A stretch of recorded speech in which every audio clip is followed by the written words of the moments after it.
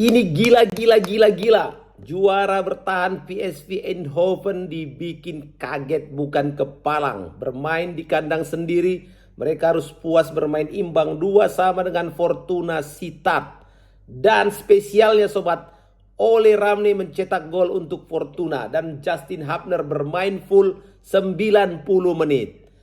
Dua pemain timnas Indonesia ini tampil penuh di Philips Stadion ya, kandangnya PSV Eindhoven, dan sukses membawa pulang 1 poin di pekan pertama Eredivisie. Pertanyaannya, apakah ini pertanda Ole Ramne bakal jadi predator baru di Eredivisie musim ini? Wow, dan bagaimana sebenarnya performa Justin Hapner menghadapi tekanan PSV Eindhoven? Mari kita bahas sobat di review match laga pekan pertama Liga Belanda, PSV Eindhoven versus Fortuna Sittard. Tapi sebelumnya jangan lupa kalian untuk like, share, subscribe, dan berikan komentar terbaik kalian sobat di video Papa Tola Football. Sobat-sobatku, kabar gembira lagi-lagi datang dari Liga Belanda. Siapa lagi kalau bukan pemain andalan kita, Ole Ramne dan juga Justin Hapner. Dan mereka menjadi pemain inti saat ini di klubnya, dan tentu saja ini menjadi satu kabar yang sangat menyenangkan dan menggembirakan. Dan sobat-sobat, menghadapi PSV ini bukan lawan sembarangan karena PSV adalah klub elit Belanda dan sekaligus juga sebagai juara bertahan. Jadi kalau klub-klub lain seperti Fortuna Sittard bertandang ke sana dan pulang bawa poin, itu sudah satu hal yang istimewa sobatku. Dan di babak pertama kalau kita lihat ya, Fortuna Sittard datang dengan pendekatan yang menurut saya cukup masuk akal ya. Mereka tidak mencoba bermain terbuka, kemudian mereka benar-benar menjaga struktur permainannya, menunggu momen ketika PSV melakukan kesalahan. Di situ kemudian mereka menyerang dengan cepat, dan strategi tersebut akhirnya berhasil dan menghasilkan gol. Kalau dilihat di pertandingan, sebenarnya Ole Ramne sudah cetak gol di menit ke-6, tapi sayang dia terperangkap offside. Dan sebagai seorang striker yang punya pengalaman, itu tidak membuat Ole kehilangan fokus ya, tapi dia benar-benar melihat seperti apa peluang yang bisa dimanfaatkan kemudian. Dan akhirnya paling tidak di menit berapa itu? 42 ya, menjelang akhir babak pertama ya. Satu kesalahan dari Rian Flamingo dimanfaatkan oleh Fortuna Sittard, di mana bola kemudian jatuh ke area yang tepat, dan di sana ada Ole Ramne dengan cepat melakukan penyelesaian. Gol. Itu dia ya. Dan Fortuna pun unggul 1-0. Dan yang menariknya ya, gol ini bukan lahir dari Fortuna yang mendominasi penguasaan bola, tapi kemampuan mereka untuk menghukum kesalahan PSV. Dan disinilah salah satu kualitas penting seorang striker. Jadi striker itu nggak perlu banyak-banyak sentuh bola, ya, nggak perlu puluhan kali sentuh bola. Tapi yang penting ketika kesempatan ada dan datang, di situ dia berada di tempat yang tepat. Dan itu sudah ditunjukkan oleh gol Ole Ramne. Sobat-sobatku, kalau dari data statistik ya yang diperlihatkan oleh FOTMOB ya, kalau tidak salah ya.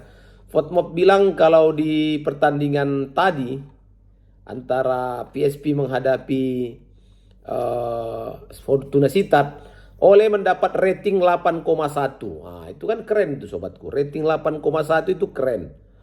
Kemudian kalau Justin Hapner juga dapat kesempatan yang sama ya, 90 menit. Jadi menurut catatan mereka di pertandingan tadi, Ole itu berhasil mencatat 2 tembakan ke gawang dan kemudian 1 kali tembakan yang melenceng. Selain itu Ole juga berhasil melakukan 2 kali aksi bertahan lewat 2 kali sapuan bola. Itu yang membuat penampilannya juga sangat bagus, apalagi ditambah mencetak gol, makanya layak mendapatkan rating 8,1. Sobat-sobat Papa Tola Football, dan di pertandingan tersebut Justin juga main ya, dia bermain sebagai back tengah kiri, dipasang di sejajar dengan Ivo Pinto dan juga Van Ottele. Dan Justin dia punya sentuhan yang banyak ya untuk bola, sentuhan bola sampai 34 kali. Walaupun tidak ada cetak gol atau tidak ada cetak peluang, tapi Hapner sangat aktif dalam membantu pertahanan Fortuna Sittard. Sobat-sobatku, Hafner juga melakukan 7 kali kontribusi pertahanan loh, dengan sekali tackle dan 5 sapuan bola. Dan dia juga berhasil melakukan 1 kali intercept. Dan secara rating, Justin Hafner mendapatkan rating 6,3. Dan ini juga tidak buruk sobat. Dan ini juga rating yang bagus. Jadi kalau kita melihat kembali tadi ya sobatku, bagaimana tugas utama seorang Romney, dia adalah striker yang dipersiapkan untuk menunggu ruang, membaca garis pertahanan lawan, mencari celah, dan kemudian menyerang ruang tersebut. Jadi dari segala usaha dia mencetak 1 gol, 2 tembakan tepat sasaran, 1 tembakan melenceng, 3 dribble sukses, dan 2 sapuan bola. Jadi ini rating tertinggi yang ada di pemain Fortuna di saat menghadapi PSV.